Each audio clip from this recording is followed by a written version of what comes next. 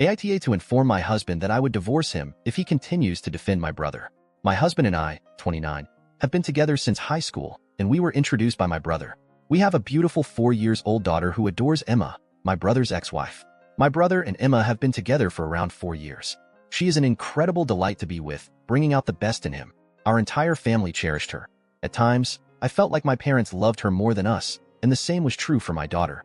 Emma was a fairy princess to her, and every time we went to take her up, she would cry and urge us to go home and come back tomorrow because she wanted to be with Aunt Emma. Anyway, Emma was 26 weeks pregnant, 6 months, and we were all looking forward to it. My brother and her had always wanted a baby and seemed overjoyed whenever we visited them. She would have been an amazing mother. Emma had been feeling bad, and her stomach hurt, so she requested my brother to drive her to the hospital, where the doctors said everything was all right and sent her home. She kept saying that she didn't feel right, but my brother dismissed it as her overreacting. The next day, my brother, husband, and their friends went for a fishing trip. Emma urged my brother not to go since she didn't feel right and needed someone to be with her. My amazing brother became mad, telling her to quit overreacting, that everything isn't about her, and that he needed some alone time. Well, he turned off his phone and proceeded on the trip. Emma called me crying and asked if I could come over because her stomach hurts. By the time I arrived, she was half conscious on a bloody floor. Rushed her to the hospital. The hospital told they required her husband's signature to carry out the operation. There was a lot of bickering.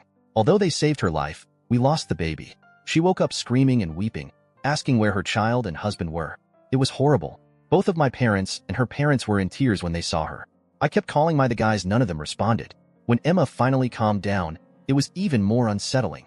It was as if she had given up, with no soul left in her eyes. My brother returned the next day to an empty, bloody apartment, ran to the hospital and apologized to Emma while crying. She looked at him with no feelings and asked for a divorce.